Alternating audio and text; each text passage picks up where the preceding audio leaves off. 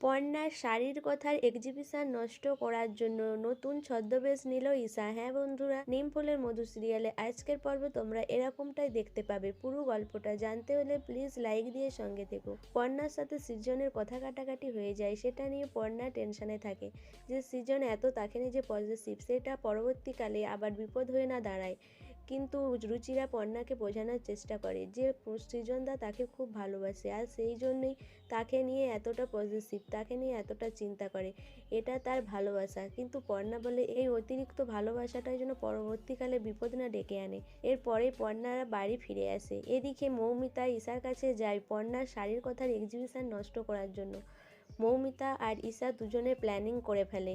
মৌমিতাকে ঈশা বলে যে তুমি ওই শাড়ির কথার এক্সিবিশনের যে ফটোশ্যুট করবে তার নাম্বারটা জোগাড় করে এনে দেবে, তারপরেই তুমি আমার খেল দেখবে। মৌমিতা বলে কি করতে চলেছো ঈশা? ঈশা বলে কি করতে যাচ্ছি সেটা তুমি দেখতেই পাবে, কিন্তু নাম্বারটা তুমি জোগাড় করে আনবে।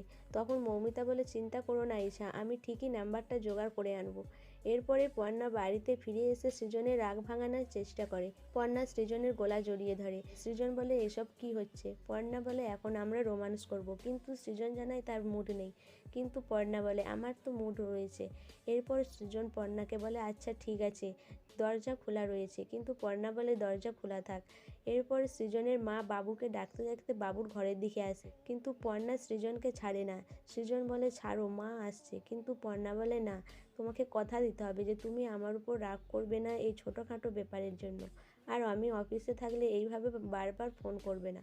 সৃজন বলে হ্যাঁ আমার মায়ের দিব্যি, আমি আর এরকম করব না, তুমি এবার আমাকে ছেড়ে দাও। এরপর পর্ণা ছেড়ে দেয়। কৃষ্ণা এসে পড়ায় বাবু অপ্রস্তুত হয়ে পড়ে। বাবু কি করবে বুঝতে পারে না। এরপর কৃষ্ণা পর্ণাকে দেখে বলে ও তুমি চলে এসেছো, তোমাকে বাড়ির সবাই খুঁজছে, কারণ তুমি ছাড়াই তো এখন আর কোনো কিছুই হয় না, তোমাকে সবাই ডাকছে। এরপর পর্ণা চলে আসে, কিন্তু সৃজন ভয়েতে ঘামতে থাকে। কৃষ্ণা বলে কি হয়েছে বাবু, তুই ঘামছিস কেন? সৃজন বলে টেনশানে ঘামছি। কৃষ্ণা বলে টেনশন, কিসের টেনশন বাবু তুই আমাকে বল। সৃজন কিছু উত্তর দিতে না পেরে ওখান থেকে চলে আসে।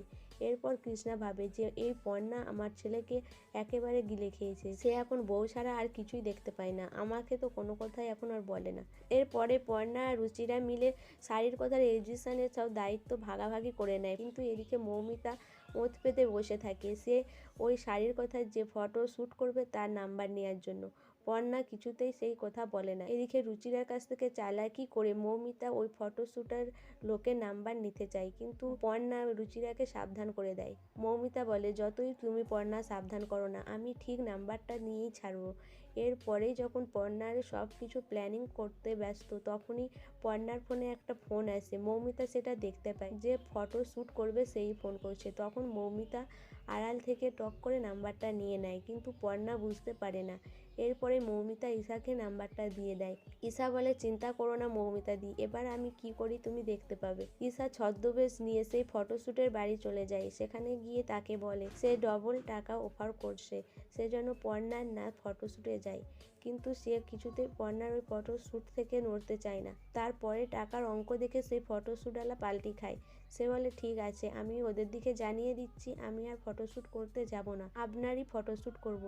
এরপর ঈশা বলে দেখ পর্ণা, আমি টাকা দিয়ে তোর ফটোশ্যুট করা বন্ধ করে দিলাম, এবার তোর এক্সিবিশনে কে ফটোশ্যুট করবে তুই এবার বুঝতে পারবি। এদিকে পর্ণার শাড়ির এক্সিবিশনে সবাই লোকজন চলে আসে, মিডিয়া চলে আসে, কিন্তু ফটোশ্যুট করতে কেউ আসে না। সো বন্ধুরা, পর্ণা এবার কি করবে? ঈশার এই প্ল্যানিং দিয়ে কি পর্ণাকে জব্দ করতে পারবে, না পর্ণা উল্টে ঈশাকেই জব্দ করে দেবে? তোমাদের কি মতামত অবশ্যই আমাকে কমেন্ট করে জানাবে। আর আমার ভিডিওটা ভালো লাগলে প্লিজ সাবস্ক্রাইব করে দিও, আর লাইক কমেন্ট শেয়ার করো।